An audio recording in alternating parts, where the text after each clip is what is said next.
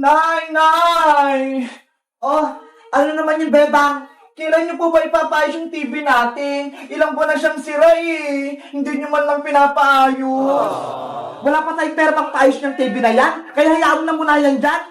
Ano ba yan? May gusto nga akong panoorin eh. Si Tanggol. Sino naman yung Tanggol na yan? Yung sa Batang Quiapo po, malakas yun eh. Hayaan mo, sa susunod na linggo, mapapaayos din natin yung TV. Talaga po, Nay? Ipapaayos mo na tong TV natin? Pag nakaipon-ipon ako ng malaki-laki, makakapanood ka rin yung Tanggol na yan. Yay! Makakapanood na din ako! Bebang! Bebang! Ano yun, princess? Nandito na kami ni Iska. Hello, Bebang! Magandang gabi! Magandang gabi rin sa inyong dalawa! Ano, magsisimula ba tayong mag-movie marathon sa may TV? Sira naman yung TV namin eh. Paano tayo manonood? Huwag kang mag-alala, Bebang. May dala kaming maliit na TV. Ayun o, hawak ni Princess. Ito, ang liit-liit. Charan! Wow! Ang cute naman yan. Tignan mo. Gumagana to. Ang galing-galing naman yan. Tara na, manood na tayo. Sige, pumasok na tayo sa may kwarto ko. Doon tayo manood. Let's go! Pasok na tayo, Iska. Ayan, magsisimula na tayo. Isasara ko lang tong pinto para hindi tayo marinig ni nanay. Kakainin ko na tong bahan kong pagkain. Pahingi rin ako niyan, princess. O, ito Iska, konti-konti lang para hindi maubos agad. Thank you! Princess, Iska, ano kayong magandang panoorin natin? Nakakatakot o nakakatawa? Yung nakakatawa na lang, Bebang, para masaya tayo. Mas maganda yung nakakatakot, kasi gabi naman eh. O sige, yung nakakatakot na lang yung panoorin natin. Ayoko nun, gusto ko yung nakakatawa. Minsan lang naman, princess eh. Huwag ka nang matakot. Nasa loob naman tayo ng bahay nila, Bebang eh. Sige na nga. Sino kayong panonoorin natin? Si Pennywise, si Granny, o si Sadako? Ayun! Si Sadako yung gusto ko, Bebang! Scary naman yun! Si Sadako! Huwag ka nang maingay, princess! Manonood na tayo ng Sadako! Ipi-play ko na! Ayan na! Lalabas na si Sadako!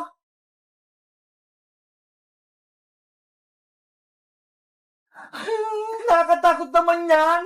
Di ba sa Sadako yan? Ayun yung lumalabas sa may TV. Oo, kapag maingay ka, hahabulin ka niya. Ah! Oh, no! Si Frances, takot na takot.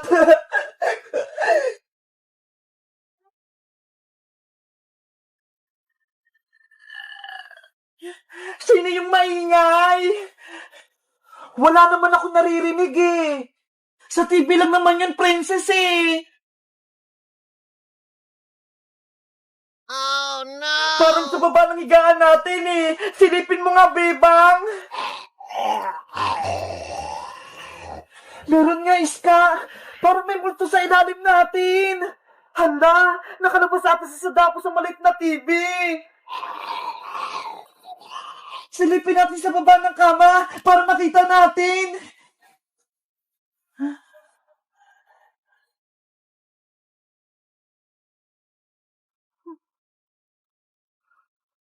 Ah!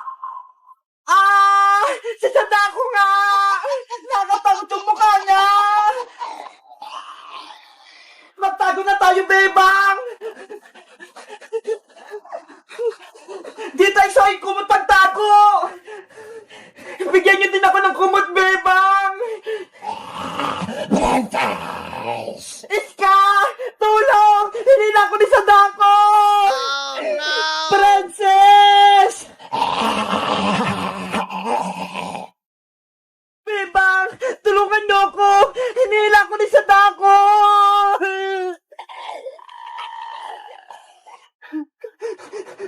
Si Princess! Hinahatak na siya ni Sadako!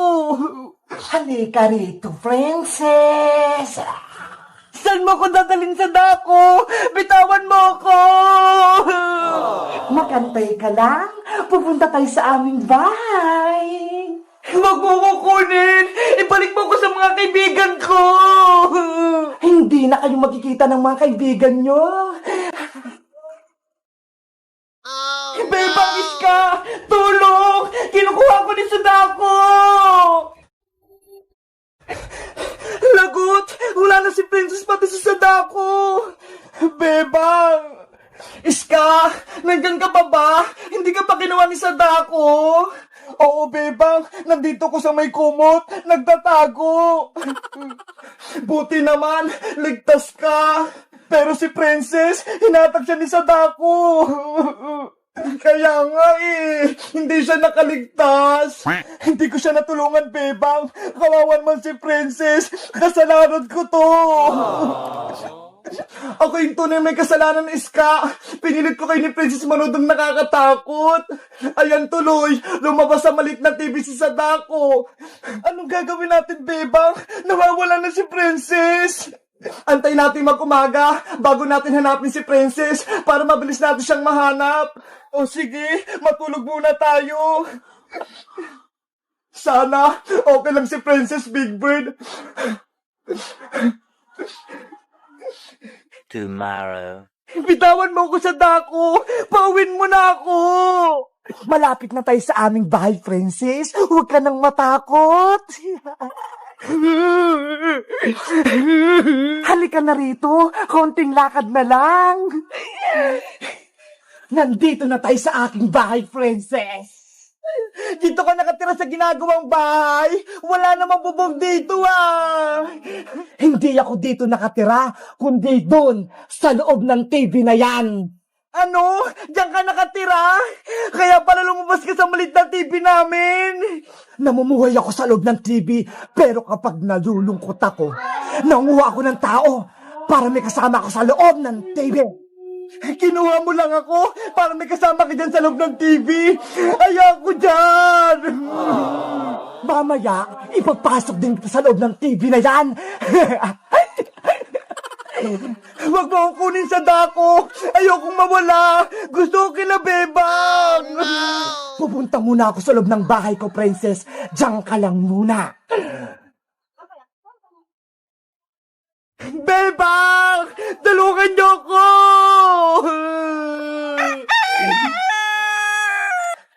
Iska, umaga na. Hanapin na natin si Princess. Tara, lumabas na tayo, Bebang. Baka hindi pa nakakalayo si Princess. Bilisan natin! Princess! Princess! Nasaan ka na? Princess! Sadako! Ilabas mo na si Princess namin! Ibalik mo na siya!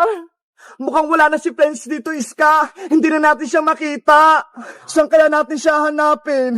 Baka mawala na naman si Princess. Princess! Princess! Magpakita ka na! Ay, si Bebang yun ah! Tinatawag ako! Bebang Iska! Nandito ako sa may bakanting bahay! Puntahan niyo ako! Dito nakatira si Sadako! Hala, parang si Princess yung sumisigaw, Bebang! Oo nga no! Humingi siya ng tulong! Iska, hanapin natin doon si Princess sa ginagawang bahay! Tara, Bebang! Baka doon siya tinago ni Sadako! Bebang Iska! Nandito ako sa ginagawang bahay! Sana mahanap nila ako habang di pa bumabalik si Sadako! Ang taas naman ng bakod ng bahay na to, Iska! Paano natin makikita si Princess? Silipin natin lahat ng kwarto para mahanap natin siya! Ayun! May pintuan! Pumasok tayo sa loob! Baka nandun si Princess! Sige, Bebang! Paparating na sila, Bebang. Maghahanda na ako para makuha silang tatlo. Princess! Nandito ka ba? Wala naman siya dito, Iska eh. Bakante lang tong kwarto na to. Oh, no! Kaya nga eh. Walang tao dito.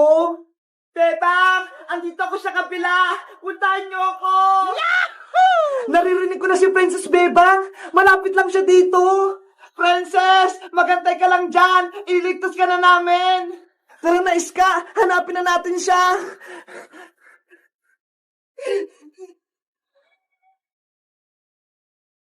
Wala namang pintuan dito, Bebang eh. Hindi tayo makakapasok. Eh, dito tungtong na lang ako dito para makita ko sa may loob. Mag-iingat ka ha. Baka mahulog ka dyan, Bebang. Ano? Nandyan ba sa loob si Princess? Wala rin siya dito eh. Bebang, Bebang! Nandito ako! Princess! Nasa si Princess! Gusto ko siyang makita! Nasa kabilang kwarto siya, Iska! Kailangan natin siyang puntahan sa may kabila! Bumaba ka na dyan, Bebang! Bilis! O sige, antayin mo ako!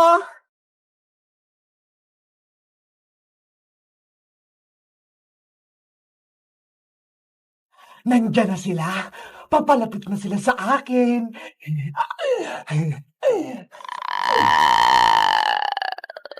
Princess!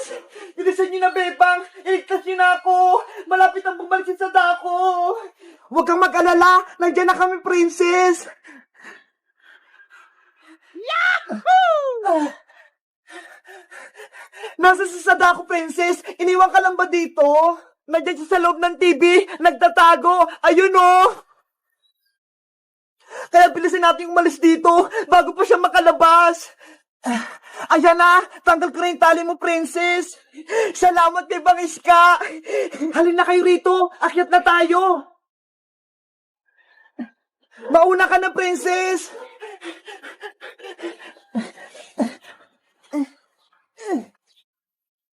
Tumatakas na ang mga bulilit.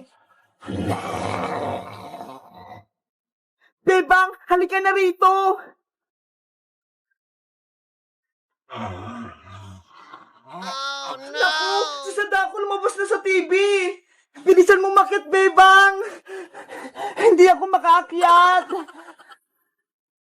Huli ka, Bebang. Ah! Hoy, Sadako, layuan mo na kami. Huwag mo kunin si Bebang. Kukunin ko si Bebang. Dadalhin ko siya sa loob ng TV ko. Bitawan mo ako, pangit na Sadako. Akin ka na, Bebang. Tulungan niyo ako. Iska, Princess. Anong gagawin natin, Princess? Kukunin na si Bebang. Alam ko na, sisirain natin yung bahay ni Sadako para mawala na rin siya. Sige, para hindi na siya manggulo sa atin. Huwag mo kukunin sa dako! Ay, sa dakong pangit! Katapusan mo na! Sisirain na namin tong TV mo para wala ka ng bahay! Hiya! Huwag yung sirain yung bahay ko! Ayun! Nawala na si Sadako! Yay! Ligtas na tayo! Wala na tayong kalaban! Umalis na tayo, Princess Iska! Umalis na tayo dito sa ginagawang bahay na to bago pa bumalik si Sadako! Let's go! Thank you guys sa panonood! Mag-comment lang kayo kung ano susunod naming kwento! Bye-bye!